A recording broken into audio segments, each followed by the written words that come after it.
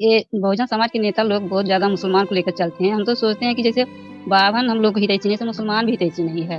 हैं? कहाँ से उसमें अपने ही खुद सभ्यता नहीं मुसलमानों में, दिन भर भोंपू लगाए रहती है माइक हमेशा, उसके बाद खतना क्या कराते हैं। तो अपने सभ्यता तो बहुजनों क्या वो बना देंगे? हैं? हम तो यही अब हमारा अक्ल बुद्धि जो है किसी भी कट्टर धार्मिक में अक्ल बुद्धि नाम की चीज़ नहीं होती है। कुछ नहीं हाँ, कुछ समझे ना? नहीं भी है। हाँ, वही सोच रहे हैं तो बहुजनों हम तो सोच रहे हैं बहुजन सबसे अच्छे हैं, तो टैंक है। ब्राह्मणवादियों से मुसलमान देखिए सबसे हैं। वो जो कोई भी केवल मुस्लिम वो की बात कर रहा है, इधर बात कर रहा है, वो सब वोट हैं, बैंक लेकिन वाले अच्छे हैं। सबसे हैं। हुँ। हुँ। वही कह रहे हैं कि ये भूल जाएँ कि हमको मुसलमान हमारा हितैषी होगा, कभी नहीं होगा नहीं, बहुजनों को। मुस्लिम्स तो कभी किसी के हितैषी नहीं रहे हैं, ये तो बिल्कुल सही-सी बात हाँ, है। वो कभी अपने नहीं काम हुए। से उनको अपने धर्म से मतलब है, हुँ, अपना अगर उनके धर्म पे हल्की-सी भी आँच-वाँच आएगी, कुछ आएगी, तो वो कभी किसी के नहीं होते हैं, वो उतने ही कट्टर हैं। होंगे नहीं हाँ। लेकिन उनका धर्म अच्छा भी तो नहीं हुआ, इसीलिए तो बाबा साहब सबको लेकिन उनसे भी देखिए, लेकिन उनसे खतरनाक ब्राह्मणवाद है। इसलिए है क्योंकि मुस्लिम्स जो है वो धर्म के लिए देखिए, धर्म के लिए बम-वम फोड़ लेगा, धर्म खतरे में है ये वो कर लेगा। ब्राह्मण बम भी नहीं फोड़ेगा। वो आप में से ही किसी को खड़ा करा के आप पे ही बम फोड़वाएगा वो। समझ रहे हैं ना? क्योंकि वो जो मुस्लिम्स की जो कट्टरता है ना, वो सार्वजनिक हो जाती है, सबके सामने आ जाती है कि हाँ, ये लोग इसका विरोध कर रहे हैं। लेकिन ब्राह्मणवाद का जो है, वो दूसरे ढंग से काम करता है, इसलिए वो ज़्यादा खतरनाक है। नमस्कार दोस्तों, स्वागत है आप सभी का अनटोल्ड हिस्ट्री में। भारत के लिए ब्राह्मणवाद खतरनाक है या फिर मुसलमान, को ये तय करना होगा कि ब्राह्मणों ने क्या गड़बड़ी की है बहुजन समाज के लिए या फिर मुसलमानों ने गड़बड़ी कर रखी है। इस पर एक महिला आई हुई हैं, उनका मानना है कि मुसलमान भी बहुत खतरनाक है। इस डिबेट को आप अंतिम तक सुनिए, खुद निष्कर्ष निकालिए कि कौन सबसे ज्यादा खतरनाक है, किससे सबसे पहले अवॉइड करने की जरूरत है। दोस्तों, इस वीडियो को लाइक करना मत भूलिएगा, ज्यादा से ज्यादा शेयर कर दीजिए ताकि हर व्यक्ति तक ये सच्चाई पहुंच सके।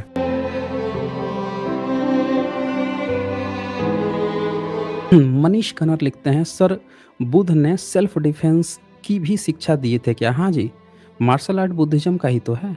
आप चले जाइए शाओलिन के टेम्पल में चले जाइए, वो बताएंगे कि भारत से बोधिसत्व आए थे, उन्होंने ही मार्शल आर्ट सिखाया था। और फिर इसके बाद से यहाँ पे एक जगह और प्रसंग है, जब भिक्षु लोग आते हैं, वो बोलते हैं कि हम लोग जंगलों से जाते हैं तो तरह-तरह के जीव-जंतु आ जाते हैं, वो हम लोगों को हानि पहुँचा सकते हैं। तब तथागत ने हाथ में डंडा रखने की भी वो किया था कि आपको डंडा रखना है। फिर वही डंडा से अब जब लेके चलते थे भिक्षु लोग, तो कुछ लोगों को डर लगता था कि अरे यार, ये डंडा लिए हुए हैं सब, तो मतलब क्या ये भिक्षु लोग डंडा रख रहे हैं? बहुत सारे लोग ये सोचते थे। तो फिर उसके ऊपर ना वो बनाया गया पहचान के लिए कि ये डंडा जो है ऊपर ट्राइडेंट मतलब 3 3 रत्न लगा दिया गया। तो 3 रत्न कि अगर डंडा के ऊपर 3 रत्न लगा हुआ है, तो आप ये समझिएगा कि ये ना हम भिक्षु लोग हैं, जो धर्म के प्रचारक हैं, और ये हम सिर्फ़ अपने सेल्फ डिफेंस के लिए रखे हैं। जीव-जंतु जो आते हैं उनसे बचाव के लिए, ना कि किसी को मारने-वारने के लिए, ना हम लठैत हैं।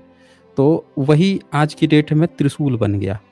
आज के लोग वही डंडा रखे रहते हैं, ऊपर त्रिशूल। अब ये बड़ी कॉमन सी बात है कि इन्होंने काल्पनिक ईश्वर के भी हाथ में ट्राइडेंट पकड़ दिया, जबकि वो बुद्धिज़्म का है। भिक्षु लोग थे, बोधिसत्व थे, उनके हाथ में दिखाया जाता है। वो उसका प्रतीक इसलिए होता है कि 3 रत्नों के पालन करने के लिए दिखाया जाता है। ये डंडा हमारे 3 रत्नों को देख के कोई भी समझ जाएगा कि ये 3 रत्नों के पालन करने वाले हैं, बोधिसत्व लोग हैं, भिक्षु लोग हैं। कलवा सुदामा यहाँ लिखते हैं, सर ब्राह्मणों ने नकल नहीं चोरी की है। हाँ, अगर बाबा साहब ने 10 कंट्री से रेफरेंस लिया है, तो उनको इन सारे कंट्रीज़ के कॉन्स्टिट्यूशन का ज्ञान था। इन अनपढ़ों को भारत के संविधान भी नहीं पता है। हाँ, ये बात बिल्कुल आप सही कहे हैं। बहुत टू द पॉइंट इन्होंने ये बात कहा है कि इन लोगों को ये आप खुद देखें ना कि जो व्यक्ति यहाँ पे जो अपने को सुप्रीम कोर्ट के जज बता रहे हैं, इन्होंने मनुस्मृति तक नहीं पढ़ा है। झूठी बात बोल रहे हैं किताब हाथ में लेके। हाथ में किताब लेके बंदा झूठा बात बोल रहा है कि इसमें जन्म से नहीं है, सब शूद्र की बात लिखा है, जन्मते जायते शूद्र की बात वो है ही नहीं मनुस्मृति में। सर्वे भवन्ति सुखिनः है ही नहीं मनुस्मृति में ये सारे। जो इसमें पूरा आप जब सुनेंगे उसमें ये सब बातें कहता है ही नहीं इसमें। इससे ये पता चलता है कि बाबा साहब ने तो कम से कम 10 देशों के संविधान पढ़ कर रेफ़रेंस को देखा। इन लोगों ने तो जिस किताब को प्रमोट करने आए हैं, वो किताब तक खोल के नहीं पढ़ा है उन्होंने। और वो किताब अगर लागू कर दी जाए ना इन पे, तो सबसे पहले तो इनके कोर्ट से इनको हटना पड़ जाएगा। ये सारे ब्राह्मण आज बेरोज़गार होकर रोड पे घूमने लगेंगे। ये जो छठा में वानप्रस्थ और जो लिखा हुआ है 50 साल की उम्र के बाद से वानप्रस्थ चले जाओ सन्यास, उसमें तो ये लिखा हुआ है कि भाई इनको तो खाना नहीं खाना है। ग्रामीण लोग खाना देना है, अनाज-वनाज वो तक नहीं खाना है। मुसल-वुसल ये वो करके कुछ नहीं खाना है, इनको जंगल में ही पका हुआ अन्न खाना है। जंगल में ही जो पका हुआ हो, किसी गाँव, शहर कहीं का भी कोई अन्न खाना ही नहीं है। मर जाएँगे ये। वो पढ़ा दूँ, छठा चैप्टर पढ़ा दूँ तो इनको। तो ये सिर्फ़ कहने के लोग हैं, दिखाने के लिए, ये सबको बेवकूफ़, ये जनरल वर्ग को बेवकूफ़ बना रहे हैं मनुस्मृति के नाम पे। जनरल वर्ग अगर पढ़ लेगा ना मनुस्मृति, अगर ढंग से पढ़ लेगा और उसको कह दिया जाए कि तू खुद ही मनुस्मृति अप्लाई कर ले भाई साहब। तू खुद अपने ऊपर मनुस्मृति अप्लाई कर ले, त्राहिमाम मच जाएगा इन लोगों में, हाहाकार मच जाएगा ये। केवल बेवकूफ़ बनाने के लिए दुनिया को, इनको केवल मनुस्मृति की वो 2-3 चीज़ें पसंद हैं, जिसमें कहा गया है कि इनको ये चाहे जितने अपराध कर लें, इनको कोई सज़ा नहीं मिलेगी। तो इन्होंने अपने जो व्यभिचार, अपने जो अत्याचार के बाद से अपनी जो सुरक्षा कवच, ये 2-3 चीज़ें, नियम जो हैं, उसके लिए पूरे मनुस्मृति रट लगाते हैं। पूरी तरह से मनुस्मृति पहले इन पर इम्प्लीमेंट कर दिया जाए, तो सबसे पहले ये छोड़ के भाग जाएँगे इस देश को। अच्छा, इसके बाद से यहाँ पे राजरानी जो हैं वो लिखते हैं, एसजे सर ये तो बोल रहे थे संविधान बीएन राय ने लिखा है, क्या कॉपी पेस्ट है जय भीम? लीजिए। यहाँ पे मतलब ये तो मुँह ऊपर करके थूकने जैसी बात हो गई कि जहाँ मन करे वहाँ ये बोल दिए कि भई ये तो बीएन राव ने लिखा है, और अब बोलना पड़ रहा है कि कॉपी है, मतलब बीएन राव ने कॉपी कर दिया, हैं? तो ये देखिए ना, ये लोग मौकापरस्त हो गए हैं, जहाँ मन करे वहाँ पे जो मन करे वो चीज़ें कहीं पे कुछ भी बोले जा रहे हैं। यहाँ पे कोई मनोज दुबे आए हैं। हाँ जी, मनोज दुबे, बताएँ क्या कहना चाहते हैं? हेलो सर, मैं सर ये कहना चाहता हूँ सर, मैंने सर एक चीज़ नोटिस किया है कि सर रैशनल लोगों को सर बहुत चीज़ झेलना पड़ता है जीवन में। मैंने सर ये नोटिस किया है। सर भारत में सर इतने पढ़े-लिखे लोग भी सर, मैंने उनके सामने बोला कि आप आईवीएफ के बारे में जानते हैं तब पर भी आप इस पे बिलीव करते हैं। मैं सोचा सर यहाँ के बड़े धूर्त लोग हैं सर, और मुझे इतना सामना करना पड़ता है सर अपने परिवार से, समाज से। सर पता नहीं, सब बोलते हैं कि ये लड़का ऐसा है, ऐसा सोचता है। सर बड़ा अजीब-सा लगता है मुझे सर। देखिए, पब्लिक का काम है बोलना, वो तो बोलेगी ही बोलेगी, ठीक है ना? आपकी लड़ाई ही उन लोगों से है, जो लोग इसी तरह की सोच रखते हैं। ऐसे ही लोगों के थिंकिंग से तो फाइट है ना? हुँ? और कुछ कहना है स्पेशल? डिबेट वगैरह सर करना है? सर मुझे तो पता, सर कहते हैं कि सर ये लड़का पागल हो गया है, ये हो गया, ये सर पता नहीं लोग कैसे समझ कैसे लेते हैं, मेरे को समझ से बाहर लगता है सर। देखिए, जो आपसे ऐसा कहते हैं कि लड़का पागल हो गया है, तो वो इसलिए कहते हैं क्योंकि वो ये चाहते हैं कि आप उनके आदर्श के गुलाम बन के चलें। आप उनके न्यूटन्स का जो फर्स्ट लॉ है ना, कोई भी चीज़ जिस गति में है उसी वही गति बनाए रखना चाहती है।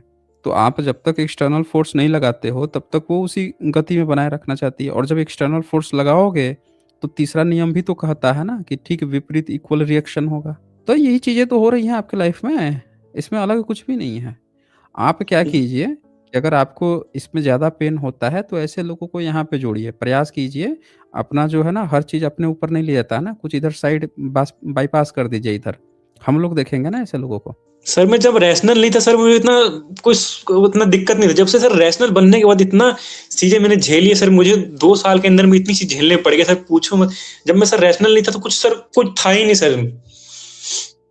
हुँ, ठीक है Manoj Dubey. Okay sir, okay, अभी ओके। आप अब बहुत कुछ झेलना बाकी है अभी आपको। Okay, yes sir.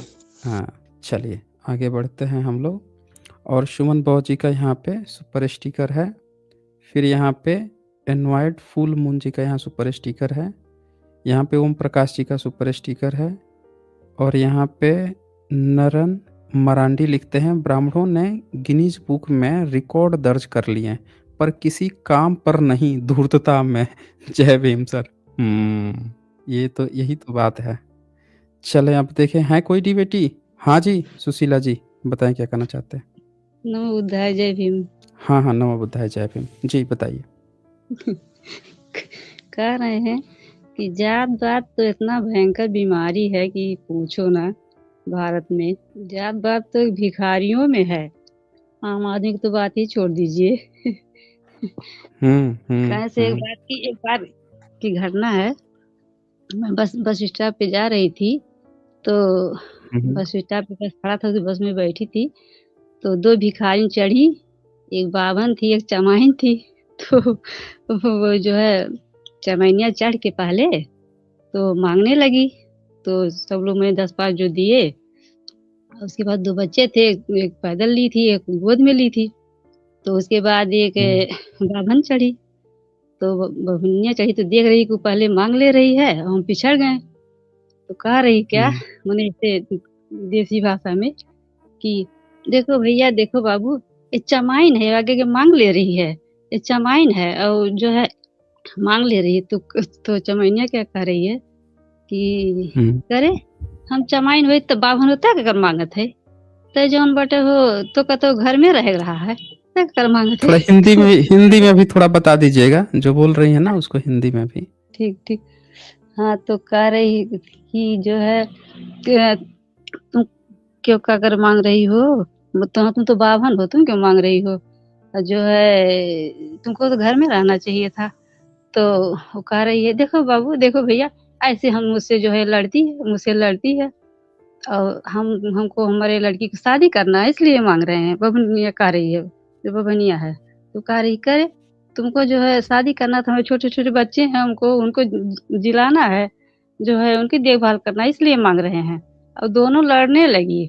लड़ते हुए एकदम बस चालू हो गया और दोनों लड़ते लड़ते हुए नीचे उतर गई। हमको तो इतनी हँसी आई कि बताइए, जात-पात एक भिखारियों में जो है बना पड़ा हुआ है, जबकि भीख माँग रहे हैं लोग, हैं? तो उन लोग मानसिकता से सोच रहे हैं कि जैसे कि बताइए माँगने को भीख, लेकिन वहाँ भी उन लोग मानसिकता की माने जाति के नाम पे हम बाभन है तो हमको दीजिए और चमाइन है उसको क्यों दे रहे हो?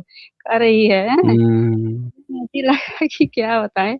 तो वही कह रहे हैं जात-पात ये जब तक खत्म नहीं होगा, तब तक मानवता आएगी नहीं, हैं? और जो है इतना भयंकर है कि क्या बताएँ, बहुत जगह ऐसे जात-वात होता है कि क्या कहा अच्छा, जाए जो एक है। एक ऐसा बात भी बताइए सुशीला जी, एक बात बताइए। मान लीजिए कि डकैत हैं, चोर हैं, अगर चोरी को ख़त्म करना हाँ, है, तो विरोध कौन करेगा? हुँ, अगर कहा जाए कि हाँ, चलो चोरों को ख़त्म करते हैं, डकैती ख़त्म हाँ, करते हैं, आज से चोरी नहीं होगी, डकैती नहीं होगी, तो इससे दर्द किसको उपटेगा, इस सिस्टम को हटाने से? नहीं, जिसके अगर यहाँ कहा चोरी हो। जाएगा चोरी चोरी के सिस्टम को खत्म किया हुँ, जाएगा, डकैती के सिस्टम को खत्म किया जाएगा, तो हुँ, उसी व्यक्ति को ना दर्द होगा जिसका रोज़गार खत्म हो रहा है।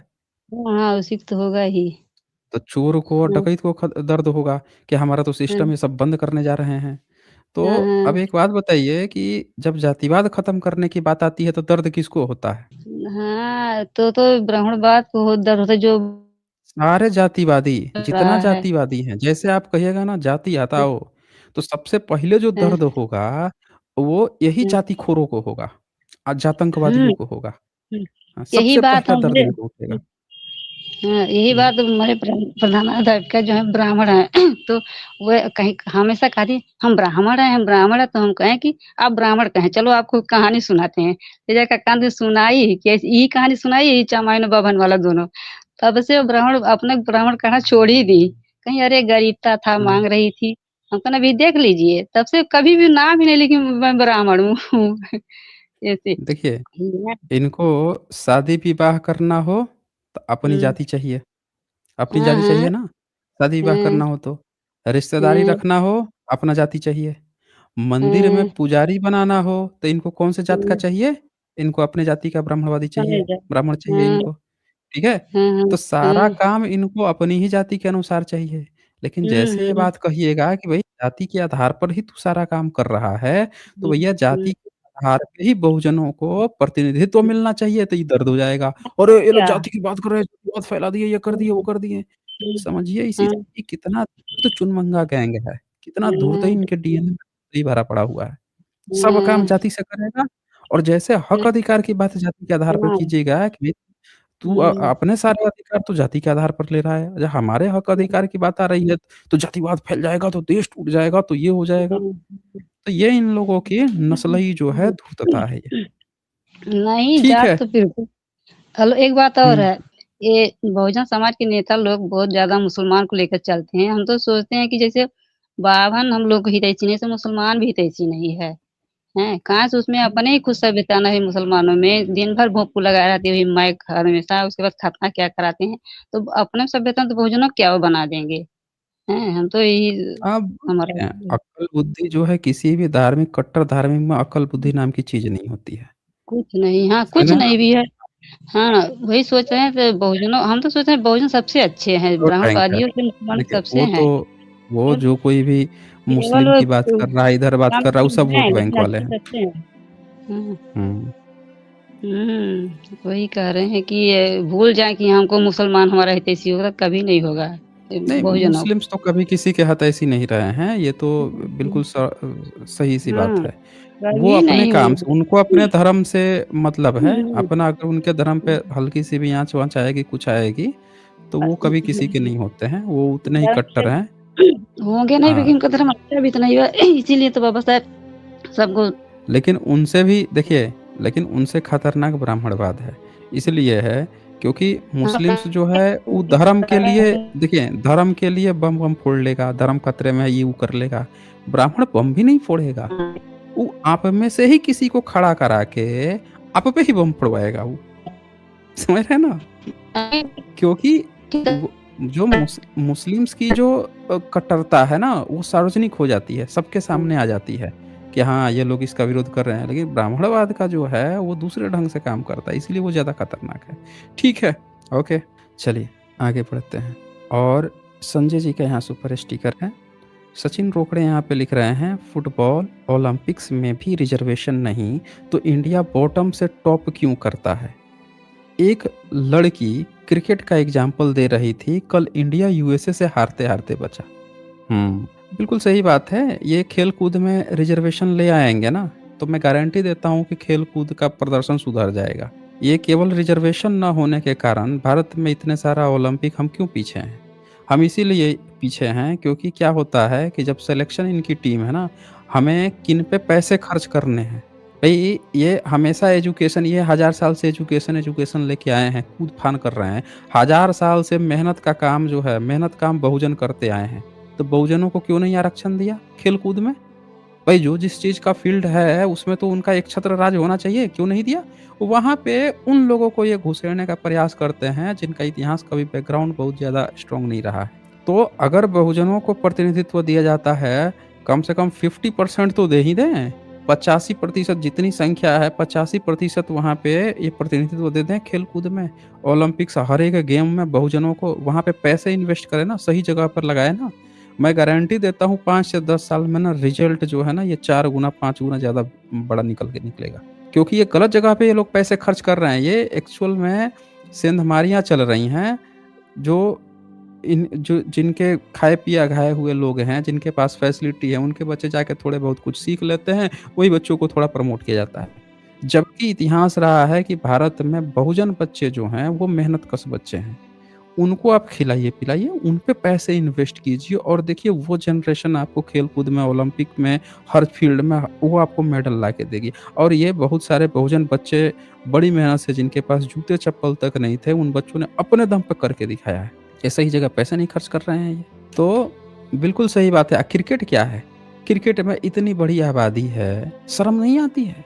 हमेशा से ब्राह्मणवादियों का शासन रहा है। तेंदुलकर ब्राह्मण, गांगुली ब्राह्मण, द्रविड़, ये सब के सब जो हैं पूरे के पूरे ब्राह्मणवादी जो हैं बैठे हुए थे। तब 2 करोड़ जनसंख्या वाला ऑस्ट्रेलिया से हम लोग लूटते-पिटते आ जाते थे। बताइए। पाकिस्तान से भी बीच में पीटे थे सन 2099 के दौर में, तो वसीम अकरम-वकरम और कौन-सा था वो अख्तर-फख्तर, ये सब उखाड़-उखाड़ देते थे। हैं? ये हालत हो गई थी भारत की। तो अगर हमें चाहिए, शर्म आनी चाहिए कि इतनी बड़ी जनसंख्या होने के बाद से भी छोटे-छोटे देशों से पिट जाते थे। हुँ? तो क्रिकेट में भी कोई तिस-मार खा नहीं है, जितनी बड़ी जनसंख्या है। असल में सही टैलेंट पर ना पैसा इन्वेस्ट हो रहा है। आप ये सोचोगे कि अचानक से वो आके आपको वो दे देगा, रिज़ल्ट दे देगा, ऐसा नहीं होता है। आपको थोड़ा समय भी देना होगा। आप उन पे इन्वेस्ट करो, सही टैलेंट पहचान करो, इन्वेस्ट करो। वो बच्चे जाके देंगे क्योंकि उनकी जनरेशन को आपने एक लंबे समय तक गैप दे दिया है ना, सुख-सुविधा दूर कर दिया है। खाए-पिया-घाए तो उनके पास पैसे हैं, तो वो बचपन से ट्रेनिंग दे रहे हैं। सचिन रोकड़े आगे लिखते हैं, जब से खेत जो बोएगा उसका ही होगा, ये एक्ट आया है, तब से महाराष्ट्र के मराठा गरीब बन गए, क्योंकि ये लोग खुद खेती नहीं करते हैं। जय भीम। अच्छा जी, देखिए महाराष्ट्र में कोई एक्ट आया है कि जो खेत बोएगा वो खेत उसी का होगा। तब मराठा लोग जो हैं सब लोग गरीब बन गए। अभी तक तो कट्टर हिंदू बने, चौड़े बन के घूम रहे थे। हुँ। इस वीडियो को अंतिम तक देखने के लिए बहुत-बहुत धन्यवाद। जल्द ही मिलते हैं एक नए वीडियो के साथ। बहुत-बहुत शुक्रिया आप सभी का।